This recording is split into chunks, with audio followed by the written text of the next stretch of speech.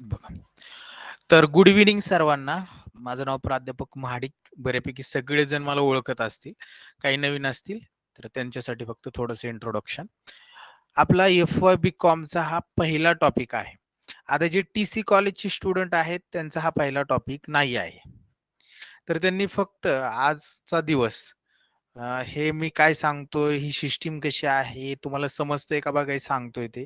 त्याच्यासाठी फक्त ऑब्झर्वेशन करा. कारण की टी-सी कॉलेजचा ऑटोनॉमसचा सिलेबस आहे सर्व.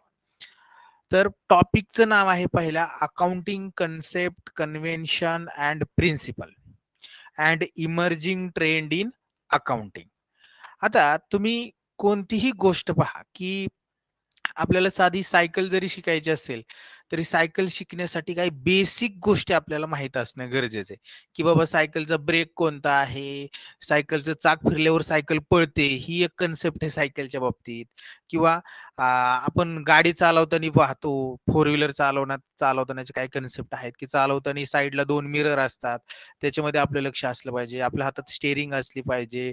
गिअर कोणता आहे, क्लच कोणता आहे, ब्रेक कोणता आहे. बरोबर. ह्या सगळ्या गोष्टी आपल्या डोक्यामध्ये एक फिट झालेल्या असतात, की इथं ब्रेक आहे हे आपल्या डोक्यामध्ये फिक्स झालेलं आहे. आणि त्याचा वापर करून त्या सगळ्या कन्सेप्ट एकत्रित यूज करून आपण ती गाडी, टू व्हीलर किंवा सायकल काय करत असतो, चालवत असतो. बरोबर. तसंच अकाउंटिंग करत असताना किंवा अकाउंटिंग जे ट्रान्झॅक्शन आहेत, फायनान्शियल जे ट्रान्झॅक्शन आहेत, ते रेकॉर्ड करत असताना देखील काही कन्सेप्ट विकसित झालेले आहेत, डेव्हलप झालेले आहेत. म्हणजे जेव्हापासून हे रेकॉर्डिंग सिस्टीम सुरू झालेली आहे, अगदी राजे महाराजे महाराजांच्या काळात अथर्ववेद वगैरेच्या अर्थशास्त्राच्या पुस्तकात सुद्धा म्हणजे जे कौटिल्य वगैरे होते त्यांच्या काळात सुद्धा हे अकाउंटिंग वगैरे होतं बरं का. पण ते वेगळ्या पद्धतीनं होतं. तिथं काही डबल एंट्री वगैरे सिस्टम नव्हती. परंतु काहीतरी व्यवहार व्हायचे आणि ते कसे तरी रेकॉर्ड केले जायचे. ही कन्सेप्ट खूप वर्षापासून चालत आलेली आहे. पण खरं या कन्सेप्टला खरा अर्थ कधी आला, ज्यावेळेस पूर्ण जगामध्ये औद्योगिक क्रांती झाली, व्यवसायाचं स्वरूप बदललं. व्यवसाय स्वरूप बदललं म्हणजे काय? व्यवसाय मोठे होऊ लागले. व्यवसायाचे मालक जुन्या जुन्या व्यवसाय पद्धती जर बघितली आपण, तर त्याच्यामध्ये काय असायचं, की एकच व्यक्ती असायचा, तोच व्यवसायाचं सगळं मॅनेजमेंट करायचा, व्यवस्थापन. खरेदी, विक्री, काय ग्राहकांना माल देणे, घेणे, दुकान चालू करण्यापासून बंद करण्यापर्यंत.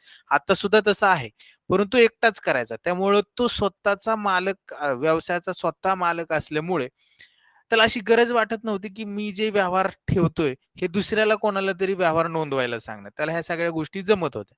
पण औद्योगिक क्रांतीनंतर व्यवसायाचं स्वरूप बदललं. व्यवसाय मोठ्या प्रमाणात वाढू लागले.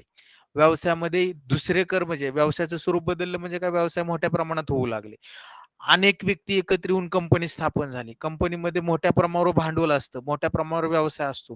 पूर्ण देशभर, जगभर व्यवसाय विस्तारलेला असतो आणि एका व्यक्तीला, मालकाला हे मॅनेज करणं शक्य होत नाही. मग तो काय करतो? कर्मचारी वर्ग त्या ठिकाणी नियुक्त करतो आणि त्याच्या मार्फत तुमचे जे व्यवहार झालेले आहेत, ते व्यवहार काय केले जातात? तर रेकॉर्ड केले जातात. म्हणजेच मेंटेन केले जातात.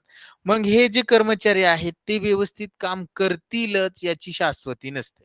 मग अशा वेळेस काय केलं जातं, की अ, त्यासाठी मग अकाउंटिंगच्या कन्सेप्ट वगैरे ज्या आहेत, त्या कन्सेप्ट त्यांना समजून सांगून ते व्यवहार त्यांच्याकडून नोंदवून घेतले जातात. तर ही जी अकाउंटिंग कन्सेप्ट आहे, जसं आपण आता मी तुम्हाला सांगितलं, की साधी गाडी जरी चालवायची असेल, तरी तुम्हाला त्यातल्या काही बेसिक गोष्टी, ब्रेक दाबल्यावर गाडी थांबते, हे आपल्याला बेसिक माहिती. तसंच अकाउंटिंगच्या बाबतीत काही बेसिक कन्सेप्ट आहेत, की ज्या आपल्याला माहीत असणं गरजेचं आहे. म्हणजे तुम्ही भविष्यात कधीही अकाउंटिंग करा, पण तुम्हाला एक ह्या बेसिक कन्सेप्ट जर माहीत नसतील, तर कदाचित साधी सोपी-सोपी उत्तरं देखील तुम्हाला इंटरव्ह्यूला देता येणार नाहीत. म्हणजे कॅपिटल जे आहे, ते कॅपिटल लायबिलिटीलाच का लिहायचं? असा जर एखाद्या वेळेस तुम्हाला इंटरव्ह्यूला प्रश्न विचारला, तर तुमचा गोंधळ होऊ शकतो किंवा तुम्हाला त्याचं उत्तर प्रॉपरली सांगता येणार नाही. तुम्ही सांगू शकता, "सर ती लायबिलिटी आहे म्हणून ते लायबिलिटीला लिहायचं. ती देयता आहे." पण माझा प्रश्न कॅपिटलच्या बाबतीत आता मी तुम्हाला पहिल्या कन्सेप्टकडे घेऊन जातोय. आता आपला जो टॉपिक आहे ना, अकाउंटिंग कन्सेप्ट आणि कन्व्हेन्शन आणि प्रिन्सिपल आणि इमर्जिंग ट्रेंड इन अकाउंटिंग हा 3 भागात विभागलेला आहे. तर त्याच्यामध्ये पहिला जो भाग आहे आपला अकाउंटिंग कन्सेप्ट अँड कन्व्हेन्शनचा, हा आपण आता काय करणार आहोत, पाहणार आहोत. तर याच्यामध्ये कोणकोणत्या अकाउंटिंग कन्सेप्ट आहेत ते आपल्याला पाहायचं आहे. तर पहिली जी कन्सेप्ट आहे ती बिझनेस एंटायटी कन्सेप्ट. आता ही एंटायटी कन्सेप्ट समजून सांगण्याच्या अगोदर मी तुम्हाला एक प्रश्न विचारला होता एक 2 सेकंदापूर्वी, की बाबांनो कॅपिटल जे आहे ते बॅलन्स शीटच्या लायबिलिटीला का लिहायचं? बॅलन्स शीट सर्वांना माहित आहे ना, 12वी पास होऊन पुढे आलेला आहात म्हणून प्रश्न विचारला. बॅलन्स शीट सर्वांना माहित आहे ना कशी असते? बोला. माझा आवाज येतोय का? हो. आवाज हो. येतोय म्हणजे हा, याचा अर्थ तुम्ही उत्तर देत नाहीत. मला वाटलं माझा आवाज येत नाही म्हणून बोलत नाहीत की काय. मला सांगा, बॅलन्स शीट सर्वांना माहिती आहे. बॅलन्स शीट कशी असते? टी फॉर्मॅट मध्ये आतापर्यंत आपण बॅलन्स शीट शिकलेलो आहोत, बरोबर? अशा पद्धतीची बॅलन्स शीट असते. बॅलन्स शीटची इकडं जी लेफ्ट हँड साइड आहे त्या ठिकाणी लायबिलिटी असतात आणि राईट हँड साइडला काय असतात, असेट असतात, बरोबर ना? असंच असतं ना? मला माहित नाही, मी शिकलो नाही 12वीला. असंच असतं का? नाही सर. हो. तर लायबिलिटी आणि असेट ह्या बॅलन्स शीट मध्ये रेकॉर्ड केल्या जातात. तर लायबिलिटी साइडला कोणकोणते आयटम असतात ज्यांना बॅलन्स शीट माहिती त्यांनी सांगा बरं. चला, पार्टनर्स कॅपिटल, बिल्स पेबल, बरोबर बरोबर. बँक ओव्हरड्राफ्ट, कॅपिटल असते, बिल्स पेएबल असते, त्याच्यानंतर बँक ओव्हरड्राफ्ट असतो. बरोबर सांगते, अगदी बरोबर आहे, काहीच चुकलेलं नाही. अजून अजून bank loan, bank loan, bank loan, bank loan सुद्धा असतं, बरोबर, अगदी बरोबर. अजून क्रेडिटर्स, कोणतरी क्रेडिटर्स म्हटलं, सन्ड्री क्रेडिटर्स. एवढा शब्द मोठा लिहित नाही मी, फक्त क्रेडिटर्स लिहितो. अजून कोण सांगू शकते का? Outstanding expense, very good. Outstanding expenses, outstanding expenses. तर हे लॅबिलिटी साइडला असणारे आयटम आहेत. असेटला काय काय असतं कोण सांगते? Goodwill, land and build, very good. Land and building असते, अगदी बरोबर. अजून furniture, outstanding income, machinery, outstanding income सांगितलं, फर्निचर सांगितलं, मशिनरी, बिल्स मशिनरी पण, receivable, cash in hand, bills cash at bank, receivable सुद्धा, मशिनरी, बिल्स डेटर. Receivable, debtors. अगदी बरोबर, मला हेच उत्तर पाहिजे होतं. अजून कॅश बँक बॅलन्स असतो का? ओके. स्टॉक सुद्धा असतो, क्लोजिंग स्टॉक. तर हे आपल्याला आता जनरली सगळं माहिती आहे. आपण 12वी मध्ये अकाउंटिंग शिकल्यामुळं बॅलन्स शीटच्या असेटला काय असतं, लॅबिलिटीला काय असतं, हे तर सर्वांना माहिती आहे, बरोबर. माझा प्रश्न असा होता की बॅलन्स शीटच्या लॅबिलिटी साइडला कॅपिटल का लिहायचं? अगोदर कॅपिटलचं मिनिंग काय ते सुद्धा समजणं गरजेचं आहे. काही जणांना कॅपिटल म्हणजे काय तेच माहित नाही. सरळ सांगतील, सर कॅपिटल म्हणजे भांडवल, बरोबर ना? बरोबर का? कॅपिटल म्हणजे भांडवलच का? बरोबर का? मराठीतनं अर्थ तोच होतो ना त्याचा? हो. हो. कॅपिटल म्हणजे भांडवल. पण त्याचं मिनिंग, त्याचा अर्थ, त्याची डेफिनेशन काय आहे? Owner's contribution in business. ओनरचं, ओनर म्हणजे कोण? व्यवसायाचा मालक, त्याला आपण काय म्हणणार? ओनर. उदाहरणार्थ आता माझी चित्रकला खूप चांगली नाही, त्यामुळे हा बिझनेस आहे असं आपण समजूया, आणि हा बिझनेसचा कोण आहे? ओनर आहे. आता ह्या ओनरने हा बिझनेस सुरू केला. बिझनेस सुरू करण्यासाठी सर्वात महत्वाची गोष्ट म्हणजे काय असते? फंड. फंड भांडवल. म्हणजेच कॅपिटल. फंड म्हणजेच कॅपिटल. कॅपिटल आवश्यक असते. हे कॅपिटल कोण देतो बिझनेसचा? ओनर बिझनेसला देतो, बरोबर ना? हा, ओनर देतो. हे क्लिअर का सर्वांना? ओके. मी जे आतापर्यंत सांगितले याच्यामध्ये कोणाचं काही कन्फ्युजन नाही ना? नाही. ओके. चला, तर ओनर्स कॉन्ट्रीब्युशन इन बिझनेस. ओनरने बिझनेस साठी जे काही कॉन्ट्रीब्युट केलेलं असतं म्हणजे दिलेलं असतं, कॅश दिली, एखादी मशिनरी दिली, तर ते काय असतं? बिझनेसच्या दृष्टिकोनातून कॅपिटल असतं. क्लिअर का? Owner's contribution in business is known as capital. कॅपिटलची साधी सिंपल सोप्या भाषेतली डेफिनेशन सर्वांना क्लिअर झाली का? Owner's contribution in business is called capital. Clear का? हो. ओके. आता माझं एक तुम्हाला सरळ साधं सिंपल उत्तर आहे, प्रश्न आहे की हा ओनर आहे बरोबर. हे कॅपिटल कोणाचे आहेत? हे कॅपिटलचे पैसे कोणाचे आहेत? ओनरचे. ओनरचे. आणि बिझनेस सुद्धा कोणाचा आहे? ओनरचा. ओनरचा. तरी सुद्धा हे कॅपिटल बिझनेस ओनरचा आहे, म्हणजे बिझनेसची जी बॅलन्स शीट आहे ती सुद्धा कोणाची असेल? ओनर. ओनरची. आणि तरी सुद्धा हे कॅपिटल आपण लॅबिलिटीला का दाखवलं? कारण की ओनरचेच पैसे आहेत आणि ओनरचेच बिझनेस आहे, ओनरचेच सगळे, मालकाचेच सगळे, तरी सुद्धा त्याचेच पैसे आपण देयता म्हणजे लॅबिलिटीला का दाखवले? लॅबिलिटी म्हणजे दुसऱ्याला पैसे देणे लागतो, हे का दाखवलं? हा सिंपल प्रश्न आहे आणि हा अकाउंटिंग कन्सेप्टवर बेस असणारा, आधारित असलेला प्रश्न आहे. आणि आता जी मी तुम्हाला पहिली अकाउंटिंग कन्सेप्ट सांगतोय ना, बिझनेस एंटिटी, याच कन्सेप्टवरचा हा प्रश्न आहे. असं का? आता हे जे आहे ना, मी आता जे तुम्हाला समजून सांगतोय, तुम्ही 11वीचं कॉमर्सचं पुस्तक वाचा आणि त्यातला फर्स्ट नंबरचा टॉपिक बघा. त्याच्यामध्ये पहिलाच कन्सेप्ट असणारे बिझनेस एंटिटी कन्सेप्ट किंवा एंटायटी कन्सेप्ट म्हणू आपण त्याला, आणि त्याच्यामध्ये याचं उत्तर सापडणार आहे.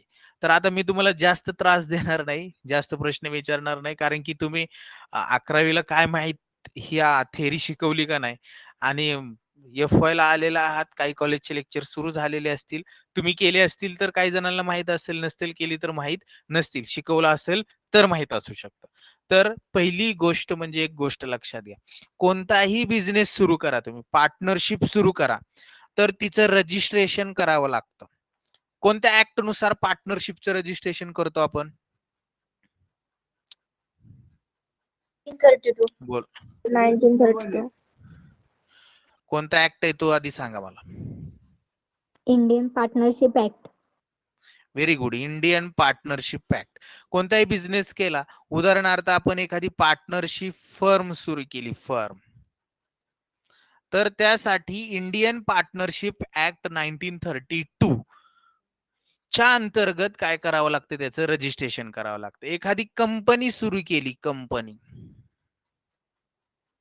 तर हिचं सुद्धा रजिस्ट्रेशन करावं लागतं. कंपनी कायदा 2013, इकडे पार्टनरशिप टॅक्ट 1932, कॉपरेटिव्ह संस्थेचा असेल तर त्याचा सुद्धा सहकारी कायदा आहे महाराष्ट्रातला. म्हणजे थोडक्यात काय, जर एकल व्यापारी संस्था असेल, म्हणजे एकच व्यक्ती असेल, तर त्याला सुद्धा रजिस्ट्रेशन करावं लागतं. म्हणजे जो बिझनेस सुरू करतो ना ओनर, मी काय सांगतोय, ओनर हा व्यक्ती आहे, या व्यक्तीने हा जो बिझनेस सुरू केलेला आहे याचं काय करावं लागतं? रजिस्ट्रेशन करावं लागतं. काय करावं लागतं? रजिस्ट्रेशन. आणि ज्या वेळेस रजिस्ट्रेशन होतं आणि ज्या कायद्याअंतर्गत, कायद्यानुसारच होतं, ज्या कायद्याअंतर्गत रजिस्ट्रेशन होतो, तो कायदा काय सांगतो? हा जो बिझनेस आहे हा एक वेगळा व्यक्ती आहे. बिझनेस काय आहे? एक वेगळा व्यक्ती. आणि बिझनेसचा ओनर, बिझनेसचा ओनर हा एक वेगळा व्यक्ती आहे. तुम्ही बघा, टाटाचे मालक म्हणजे टाटा कंपनीचे मालक जे आहेत ते रतन टाटा आहेत, पण त्यांच्या कंपनीचं नाव आहे टाटा, आणि सगळे व्यवहार त्या कंपनीचे टाटा नावानेच होतात. रिलायन्स जिओचा मालक अंबानी आहे, बरोबर ना? मला माहित नाही तोच आहे का? हो. Yes sir. हो हो. पण सगळे व्यवहार रिलायन्स जिओ, रिलायन्स कंपनीच्या नावाने होतात. त्या कंपनीच्या नावाने बँकेत अकाउंट ओपन केलं जातं, त्या कंपनीच्या नावाने माल खरेदी केला जातो, माल विक्री केला जातो. त्या कंपनीवर एखाद्या व्यक्तीला जर फसवणूक झाली असं वाटलं असं ना आपल्याला, तर त्या कंपनीच्या विरुद्ध काय करतो? तो केस फाईल करतो. बिझनेस सुद्धा काय करतो? एखाद्या व्यक्तीने जर फसवलं तर त्याच्या विरुद्ध कोर्टात दावा दाखल करू शकतो. म्हणजे काय, एखाद्या नैसर्गिक व्यक्तीप्रमाणे जे काही कायदेशीर अधिकार, कायदेशीर व्यवहार करण्याचे अधिकार एखाद्या नैसर्गिक व्यक्तीला असतात, जसे ओनरला असतात, तसेच ह्या बिझनेसला सुद्धा आहेत. म्हणजे कायदा काय सांगतो की बिझनेस हा एक वेगळा व्यक्ती आहे, बरोबर, आणि ओनर हा एक वेगळा व्यक्ती आहे. ओनर सुद्धा काय आहे, वेगळा व्यक्ती. म्हणजे दोन वेगळी व्यक्ती झाले, बिझनेस एक वेगळा आणि ओनर एक वेगळा. कळतंय ना आता मी काय सांगितले ते? याच्यामध्ये कन्फ्युजन आहे का कोणाचं की सर बिझनेस कसं काय वेगळा व्यक्ती? कारण की बिझनेस रजिस्टर होतो, स्वतःच्या नावाने व्यवहार करू शकतो, स्वतःचा सही सिक्का वापरू शकतो, स्वतः बँकेत स्वतःच्या नावाने अकाउंट ओपन केलं जातं. पहा बिझनेसच्या एखाद्याचं दुकानाचं नाव जरी असेल ना, शारदा एंटरप्राइजेस, तर त्या शारदा एंटरप्राइजेसच्या नावाने करंट अकाउंट ओपन असतं बँकेमध्ये, असतं ना? हो. ओके.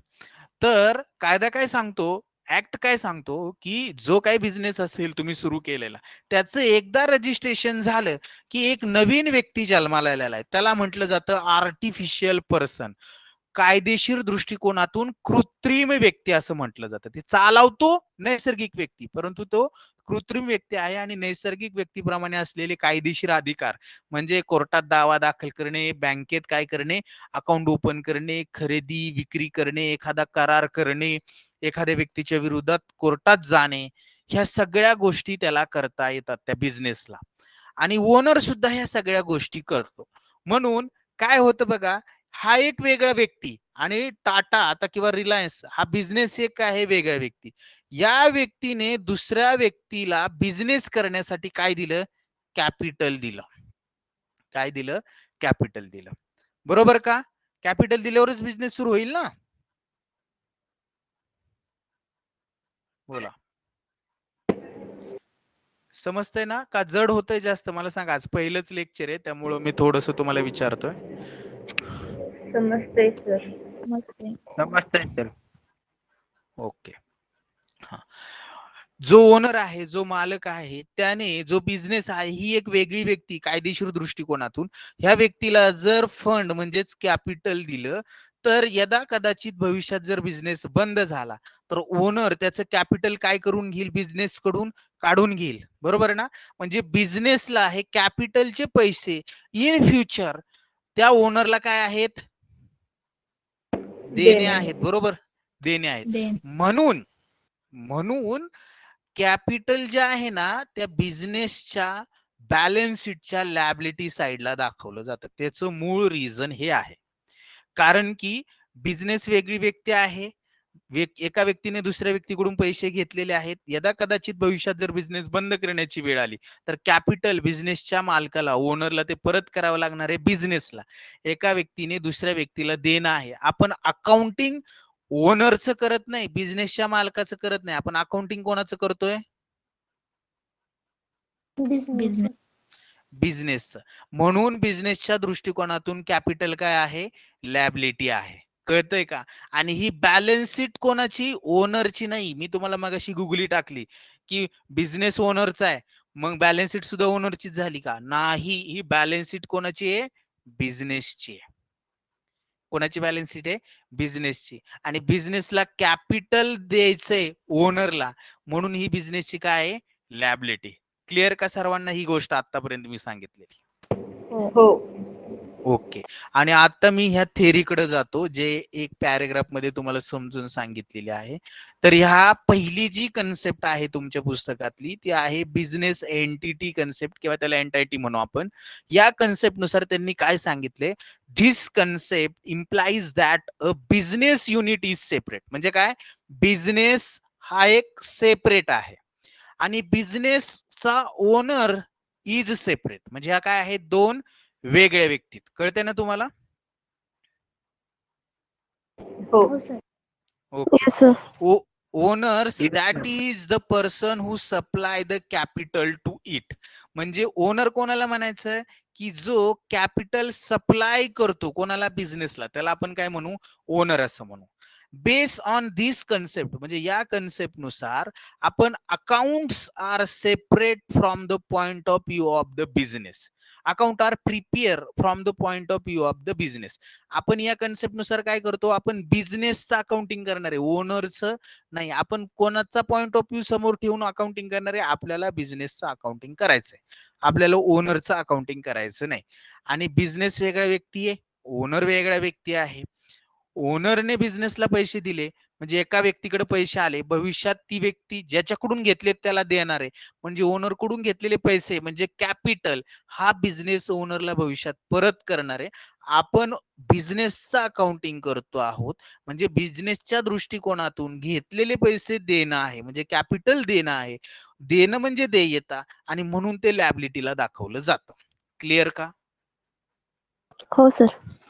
ओके. हो सर. आणि त्यांनी इथं सांगितले base on this concept account are prepare from the point of view of the business. बिझनेसला समोर ठेवून आपण अकाउंटिंग करतो. And not from the point of owner. आपण ओनरचं अकाउंटिंग करत नाही. Hence the business is liable to the owner for the capital contribute by him. त्यामुळं बिझनेस काय आहे, लायबल. लायबल म्हणजे काय, देणं आहे. कोणाला? ओनरला. To the owner for the capital contribution by him. म्हणजे ओनरने जे कॅपिटल दिलेलं आहे बिझनेसला, कॉन्ट्रीब्युट केलेलं जे कॅपिटल आहे ते कॅपिटल बिझनेस ओनरला लायबल आहे. लायबल म्हणजे काय, देणं आहे. हे पहिल्या पॅरेग्राफ मध्ये सांगितलेलं होतं. लाईन टू लाईन मी समजून सांगितले. याच्यामध्ये कोणाला काही डाऊट आहे का? नो किंवा सर. कोणाला काही कन्फ्युजन? क्लिअर सर्वांना इथपर्यंत? हो सर. ओके. आता पुढे काय सांगितले त्यांनी पहा.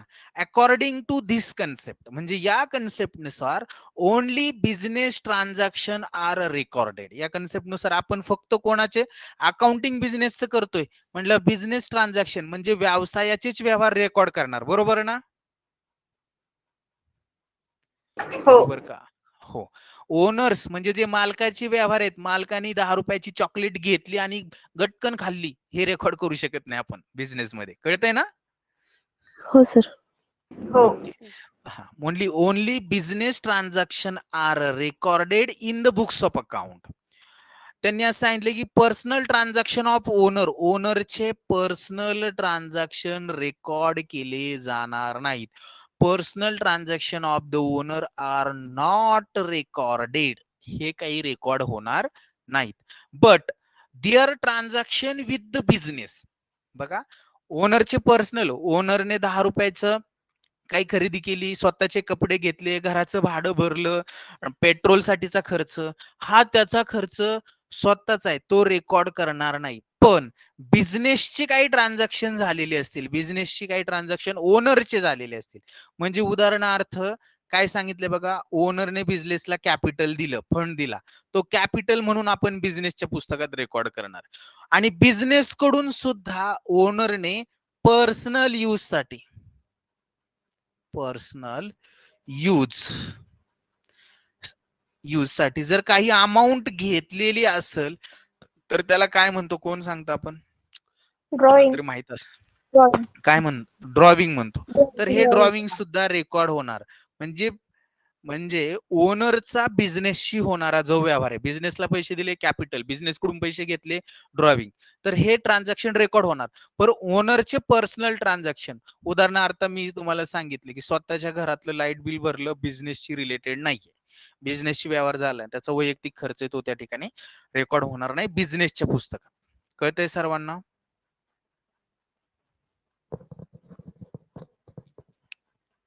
Yes sir. ओके, चला पुढे जाऊया. But there transaction with the business such as capital contribution म्हणजे बिझनेसशी होणारे त्याचे व्यवहार म्हणजे capital contribution to the business or cash withdrawn from the business for personal use, त्यालाच आपण ड्रॉइंग म्हणतो, will be recorded in the books of account. हे ट्रान्झॅक्शन काय करायचे, बिझनेसच्या पुस्तकात रेकॉर्ड करायचे. It implies that the business itself own asset and owns liability. म्हणजे याचा अर्थ काय होतो, बिझनेसच्या इटसेल्फ म्हणजे काय, स्वतःच्या असेट आहेत आणि स्वतःच्या काय आहेत, लॅबिलिटी सुद्धा आहेत. असेट म्हणजे काय आणि लॅबिलिटी म्हणजे काय, हर्षदा मला सांग. तू होती ना गेल्या वर्षी आपल्याकडे क्लासला?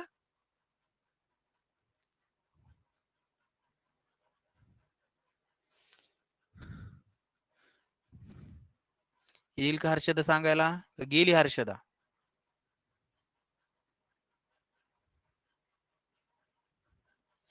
जाऊ देत, वेळ घालवायचा नाही आपल्याला. चला मी सांगतो. तुम्ही शिकलेला आहात सर्वजण असेट आणि लॅबिलिटी. आत्ताच मी तुम्हाला सांगितलं असेट आणि लॅबिलिटी. असेटला आपण म्हणतो मालमत्ता आणि लॅबिलिटीला म्हणतो देयता. पण एकच गोष्ट लक्षात ठेवा की ज्याचा बेनिफिट आपल्याला आता आपण सध्या प्रेझेंट मध्ये घेत आहोत आणि ज्याचा बेनिफिट आपल्याला भविष्यात सुद्धा भेटणार आहे, अशा ज्या गोष्टी आहेत तुमच्याकडं, मी काय सांगतोय, तुमच्याकडं पर्सनल पहा, तुम्ही स्वतः मोबाईल यूज करताय, आता त्याचा बेनिफिट घेताय, बेनिफिट घेऊन लगेच फेकून देणार आहे का मोबाईल? देणार असेल तर सांगा, मी येतो तुमच्यापाशी. नाही सर. काय उद्या पण वापरणार आहात, 1 वर्षभर वापरता, 2 वर्षभर, म्हणजे फ्युचर मध्ये सुद्धा त्याचा बेनिफिट घेणार आहे. मोबाईल तुमची काय झाली? असेट झाली. तुमच्याकडे मोटरसायकल आहे, आज वापरताय, उद्या वापरणार आहे आणि भविष्यात सुद्धा वापरत आहात. काय म्हणणार आपण त्याला? तुमची असेट. पण मोटरसायकल काल वापरली तुम्ही आणि काल वापरण्यासाठी तुम्ही 100 रुपयाचं पेट्रोल टाकलं त्याच्यामध्ये, म्हणजे ज्याचा बेनिफिट तुम्ही घेतलेला आहे कधी भूतकाळात, तो तुमचा खर्च आहे. आणि ज्याचा बेनिफिट तुम्ही भविष्यात घेणार आहात तो तुमची काय आहे? असेट आहे. बिल्डिंग पहा, बिल्डिंग आता तुम्ही जे राहताय ते घर तुमची बिल्डिंग आहे, तिथं राहताय, उद्या सुद्धा राहणार आहात आणि भविष्यात 10 वर्षापर्यंत सुद्धा राहणार आहात. तुमचे असेट. कळतंय ना? असेट म्हणजे काय? तर सिंपल सांगायचं की benefit taken into future and acquired for long term, म्हणजे ज्याचा बेनिफिट आपण भविष्यात घेणार आहे आणि जे आपण दीर्घ कालावधीसाठी अक्वायर्ड म्हणजे धारण केलेली आहे, खरेदी केलेली, याला काय म्हणायचं? असेट म्हणायचं. क्लिअर का सर्वांना असेटचा मिनिंग? हो सर. हो सर. आणि लॅबिलिटी म्हणजे काय? की तुमच्यावर ऑब्लिगेशन आहे. ऑब्लिगेशन म्हणजे काय? बंधनकारक आहे, की एवढी रक्कम दुसऱ्याला तुम्हाला देणं म्हणजे देणं आहेच. मग तुम्ही आत्ता द्या किंवा ती भविष्यात द्या, किंवा भविष्यात देणं आहे, आत्ताच नाही भविष्यात देणं आहे, त्याला आपण काय म्हणणार? लॅबिलिटी. पहा, कॅपिटल ओनर कडून घेतले, बिझनेस बंद करायच्या वेळेस भविष्यात देणं असणार. उधारीवर माल खरेदी केला, कधीतरी पैसे द्यावे लागतील, बरोबर ना? उधारीवर माल खरेदी केला त्याला म्हणतो आपण क्रेडिटर्स. ते क्रेडिटर्स आपली लॅबिलिटी. बँकेकडून लोन घेतलं, भविष्यात पेड करायचंय, काय? लॅबिलिटी. बँक ओव्हरड्राफ्ट, अकाउंटला पैसे नसताना सुद्धा बँकेने तुमच्या वतीने एक्स्ट्रा अमाऊंट पेड केली, ओव्हर पेड केली, त्याला ओव्हरड्राफ्ट म्हणतो आपण, ते तुमचं काय आहे? लॅबिलिटी. कळतंय ना लॅबिलिटीचा अर्थ? ज्याचा आपण भविष्यात पेड करणार आहोत, तुम्ही लायबल आहात, ऑब्लिगेशन आहे तुमच्यावर की भविष्यात ही अमाऊंट तुम्हाला पेड करायची आहे, ती काय आहे? तुमची लॅबिलिटी. आणि ज्याचा बेनिफिट तुम्ही भविष्यात घेणार आहे, ती काय तुमची? असेट्स. असेट. मी कोणत्याही पुस्तकातली डेफिनेशन सांगितलेली नाही, पण तुम्हाला हे ओळखता आलं पाहिजे की असेट अँड लॅबिलिटी कशाला म्हणायचं. क्लिअर का सर्वांना? हो सर. Yes sir. हो सर.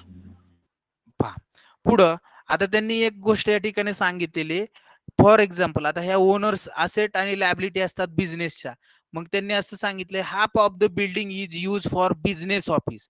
एक बिल्डिंग आहे, त्यातली अर्धी तुम्ही बिझनेस ऑफिस साठी वापरताय आणि जी अर्धी बिल्डिंग आहे ती तुम्ही स्वतःच्या रेसिडेंट साठी वापरताय, म्हणजे तुम्हीच मालक आहात बिझनेसचं.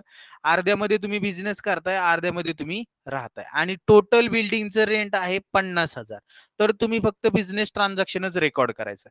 अर्धी बिझनेस साठी वापरताय, म्हणजे 50,000 मधले 25,000 रुपये रेंट कशाचा असेल?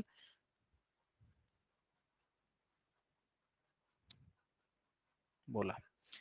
साधे सिंपल आहे ना बाळांनो, तुम्ही बोलले चुका. मी आता एकच सांगतो तुम्हाला, एक गोष्ट सांगतो, बिझनेसचा असेल, हा, अर्ध जे रेंट असणार आहे, बिल्डिंग पूर्ण बिल्डिंगचं, आता ही बिल्डिंग आहे असं समजा, आणि या बिल्डिंग मध्ये इथं बिझनेस आहे आणि इथं तुम्ही काय करताय? स्वतः राहताय. ह्या बिल्डिंगचं टोटल रेंट आहे 50,000 रुपये. तर बिझनेसच्या वाट्याला किती येतील मग? 25. आणि 25,000. तुम्ही स्वतः तुम्ही स्वतः राहताय, तुमच्या वाट्याला किती येईल? 25,000 रुपये, बरोबर ना? हा, आपण अकाउंटिंग फक्त बिझनेसचं करतोय, ते बिझनेसच घ्यायचं असं हे सांगतंय. म्हणून त्यांनी असं म्हटलंय की 25,000 will be deduct from drawing from the proprietor's capital. मग हे अकाउंटिंग ट्रीटमेंटच्या दृष्टिकोनातून मी जर पुढे जास्त सांगत बसलो तर तुमच्या हवेत डोक्यावरनं जाईल. त्यामुळे मी फक्त एवढंच सांगतो की अकाउंटिंग ट्रीटमेंटसाठी घेत असताना टोटल रेंट 50 आहे, त्यातलं 25 बिझनेस साठीच आहे आणि 25 पर्सनल साठीच आहे. एवढंच फक्त लक्षात ठेवा. हे क्लिअर का सर्वांना? मी आता जी कन्सेप्ट सांगितलेली ना तुम्हाला, बिझनेस एंटिटी कन्सेप्ट, या कन्सेप्ट नुसार 3 गोष्टी लक्षात ठेवायच्या. कोणत्या 3 गोष्टी? की बिझनेस हा एक वेगळा व्यक्ती आहे, म्हणजे business is separate unit. Business is काय आहे? Separate unit. आणि ओनर काय आहे? सेपरेट आहे, म्हणजे ओनर एक काय आहे? वेगळा व्यक्ती आहे. आपण अकाउंटिंग कोणाचं करणार? बिझनेस. बिझनेसचं. ओनरने कॅपिटल दिलेलं असतं, म्हणून कॅपिटल बिझनेसची काय झाली? लॅबिलिटी झाली. कळतंय सर्वांना? हो सर. Yes, sir. अकाउंटिंग बिझनेसचं करणार, त्यामुळे फक्त आपण कोणते ट्रान्झॅक्शन रेकॉर्ड करणार? बिझनेस ट्रान्झॅक्शन रेकॉर्ड करणार, बरोबर. पर्सनल ट्रान्झॅक्शन रेकॉर्ड करणार का? नाही सर. No, sir. नाही सर. हे या बिझनेस एंटिटी कन्सेप्ट मध्ये सांगितलेलं आहे. एवढंच आहे फक्त. याच्यामध्ये काय समजलं नसेल तर मला सांगा, म्हणजे आपण पुढे जाऊया. समजलं का सर्वांना? हो सर. Yes, sir. समजलं ओके, सर. चला.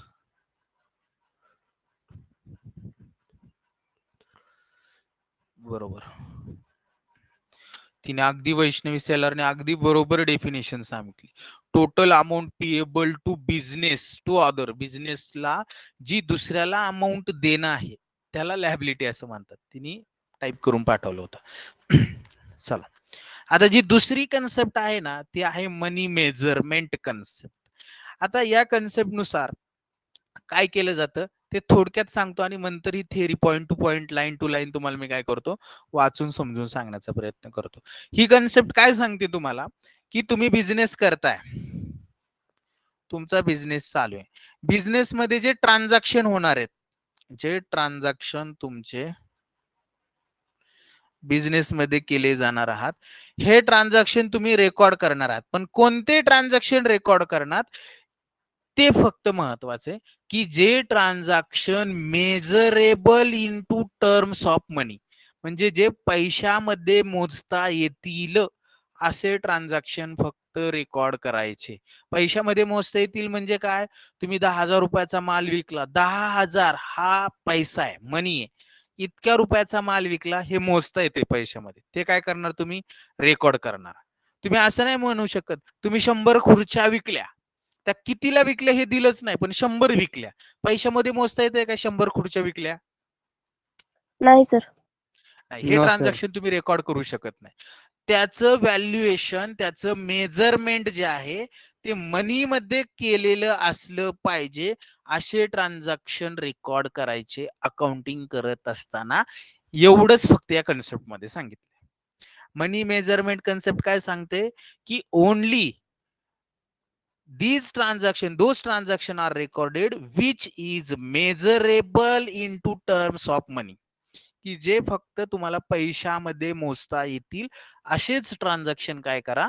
रेकॉर्ड करा. आणि तेच ह्या पूर्ण एका पॅरेग्राफ मध्ये सांगितलेलं आहे. त्यांनी काय सांगितले ते रीड करूया. दिस concept implies that only those transaction which can be expressed in the terms of money, जे पैशाच्या स्वरूपात काय करता येतील? एक्सप्रेस मध्ये मोजता, व्यक्त करता येतील असे transaction are recorded in the books of account. हेच ट्रान्झॅक्शन काय करा तुम्ही?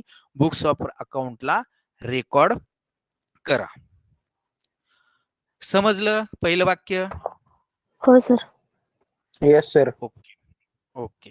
Since money serves as the medium of exchange, म्हणजे यांनी काय सांगितलं की त्यामुळं मनी म्हणजे पैसा जे आहे ते देवाणघेवाणीचे एक काय आहे? साधन आहे.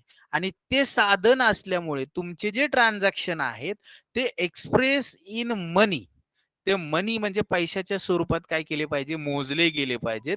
आणि तेच फक्त रेकॉर्ड केले गेले पाहिजेत. मग तुमचे ज्या देशात व्यवसाय आहे त्या देशाची जी करन्सी आहे, जी कंट्री आहे त्या कंट्रीच्या करन्सी म्हणजेच मनी मध्ये ते काय असले पाहिजे, मेजरेबल असले पाहिजे. त्यांनी असं पुढे सांगितलं की transaction that do not involve money will not be recorded in the books of account. ज्या ट्रान्झॅक्शन मध्ये मनी म्हणजे पैसा इन्व्हॉल्युशन नाही किंवा पैशाच्या स्वरूपात ते मोजता येत नाही, असे ट्रान्झॅक्शन तुम्हाला रेकॉर्ड करता येणार नाहीत. Will not be recorded in the books of account. ते रेकॉर्ड करायचे नाहीत. मग फॉर एक्झाम्पल असे ट्रान्झॅक्शन कोणते आहेत? तर वर्किंग कंडिशन म्हणजे कामाची परिस्थिती काय आहे. कामाच्या परिस्थितीमध्ये खूप चिखल आहे तिथं आणि आपल्याला त्या चिखलात काम करावं लागतं, हे पैशामध्ये मोजता येणार नाही. वर्क प्लेस कामाचं ठिकाण कोणते हे पैशामध्ये मोजता येत नाही. स्ट्राईक संप वगैरे झाला पैशामध्ये मोजता येणार नाही. एखाद्या कामगाराची इफिशियन्सी त्याची कार्यक्षमता किती आहे, तुमचं व्यवस्थापन किती कार्यक्षम आहे, हे पैशामध्ये मोजता येत नाही. तुम्ही खूप काम केलं, खूप कार्यक्षमता आहे तुमची म्हणून 4 वस्तू तुम्ही एक्स्ट्रा काय केल्या, निर्माण केल्या, पण ह्या विकल्यावर विक्रीचा व्यवहार नोंदवला जाईल, पण तुम्ही 4 वस्तू एक्स्ट्रा निर्माण केल्या तुमच्या कार्यक्षमतेने, ते रेकॉर्ड केलं जाणार नाही कारण की ते पैशामध्ये मोजता येत नाही. क्लिअर का सर्वांना? हो सर. हो सर. त्यामुळेच त्यांनी म्हटलंय की वर्किंग कंडिशन, वर्क प्लेस असेल, एम्प्लॉईज इफिशियन्सी असेल, स्ट्राईक बाय एम्प्लॉयर्स असेल, एम्प्लॉईज असेल किंवा मॅनेजमेंट इफिशियन्सी असेल, will be not recorded in the books as they cannot express in the terms of money. कारण की ते टर्म्स ऑफ मनी मध्ये एक्सप्रेस म्हणजे त्यांचं व्हॅल्युएशन करता येत नाही. म्हणून it helps to the understand of the state of affairs of the business. Money serves as a common measure by means of which काय लिहिलंय काय ना त्यांनी, which facts about the business are recorded. म्हणजे काय की पैशाशी संबंधित असलेलेच ट्रान्झॅक्शन फक्त रेकॉर्ड करा, बाकीचे ट्रान्झॅक्शन रेकॉर्ड करू नका. फॉर एक्झाम्पल त्यांनी सांगितले की 5 कम्प्युटर आहेत तुमच्याकडं, ते 5 कम्प्युटर तुम्ही रेकॉर्ड करू शकत नाही. 2 टेबल आहेत ते पैशामध्ये नाही दाखवले, फक्त युनिट मध्ये दाखवले, ते रेकॉर्ड करू शकत नाही. 3 चेअर आहेत ते रेकॉर्ड करू शकत नाही. या ज्या असेट आहेत त्या रेकॉर्ड करू शकत नाही. पण जर त्या मॉनिटरी टर्म मध्ये एक्सप्रेस केलेल्या असतील, उदाहरणार्थ 1,50,000 रुपयाचे कम्प्युटर आहेत तर ते रेकॉर्ड करता येतील. 15,000 रुपयाचे टेबल आहेत तर रेकॉर्ड करता येतील आणि 2,500 रुपयाच्या चेअर्स आहेत तर त्या सुद्धा काय करता येतील, तुम्हाला रेकॉर्ड करता येतील. म्हणजे ही कन्सेप्ट जी आहे मनी मेजरमेंट कन्सेप्ट, ही काय सांगते की तुम्ही अकाउंटिंग करत असताना असेच ट्रान्झॅक्शन रेकॉर्ड करा, तेच ट्रान्झॅक्शन रेकॉर्ड करा जे तुम्हाला measurable into terms of money, पैशाच्या स्वरूपात मोजता येतात. असेच ट्रान्झॅक्शन काय करा, फक्त रेकॉर्ड करा. नंबर 2 ची कन्सेप्ट क्लिअर का? हो सर. नंबर 2 ची हो कन्सेप्ट सर्वांना क्लिअर? ओके. आज शिकवलेले सर्वांना समजतंय ना?